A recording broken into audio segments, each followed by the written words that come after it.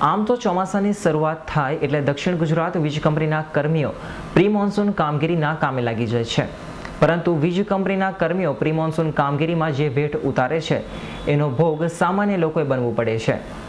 આવો જ એક બનાવ સુરત જિલ્લાના કીમપુરમાં આવેલ રણછોડ નગરમાં વહેલી સવારે બન્યો હતો, જેમાં જીવંત વાયર તૂટી એક ગાય ઉપર પડતા ગાયનું મોત નીપજ્યું હતું।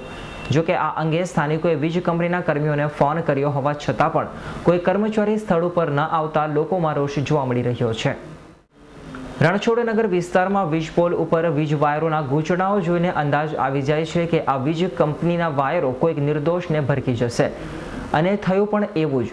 મંગળવારે વહેલી સવારે જીવંત વાયર અચાનક તૂટી પડતા નીચે બેઠેલી ગાય ઉપર વીજ વાયર પડતા તેનું ઘટના સ્થળે કરુણ મોત નીપજ્યું હતું।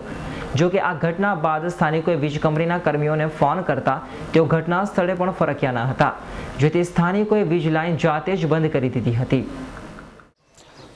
આ જે ઘટના બની, જે વાયર તૂટ્યો અને એક ગાયનું મોત થઈ ગયું, એ રીતે આજે અમે બીજા 2 થી 3 દિવસમાં અમારા ત્રીજી ઘટના થઈ।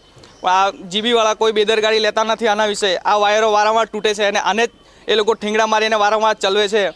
તો આ તો હવે આપણે જોયું કે આ ગાય મૃત્યુ પામી, પણ આના જગ્યાએ આપણે જો કોઈ અમારા બાળકો હોય કે કોઈ અમારા વૃદ્ધ હોય આવતા જતા હોય ને એમના પર જો વાયર તૂટે પડે તો એમની શું દશા થાય। એટલે અમે જીબીવાળા પર કેસ કરીએ છીએ અને આ રીતનો અમે નહીં ચલાવીએ, કારણ કે બિલ આપવામાં જો 1 દિવસ મોડું થાય તો એવો આપણા પર દંડ ને પેનલ્ટી મારી દે છે। તો અમને કેમ આવી સુવિધાઓ આપવામાં આવે છે, એના લીધે અમે જીબીવાળા પર કેસ કરીએ છીએ અને આજે ગૌ માતા મરી ગઈ છે એના અમે ગ્રાહક સુરક્ષા કેન્દ્રમાં કેસ મૂકીએ છીએ।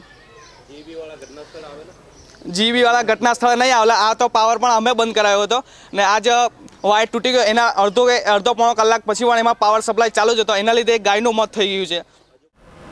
જો કે આ ઘટના સવારે 9 વાગ્યા પછી બની હોત તો આ વિસ્તારના કેટલાય બાળકો આવી જ વાયરની ઝપેટમાં આવી ગયા હોત। જો કે સદનસીબે આ ઘટના વહેલી સવારે બનવાથી મોટી દુર્ઘટના ટળી છે, જ્યારે ગોવાલકે પોતાની ગાયનું મોત થતાં વીજ કંપની વિરુદ્ધ પોલીસ ફરિયાદ કરવાની તજવીજ હાથ ધરી હતી।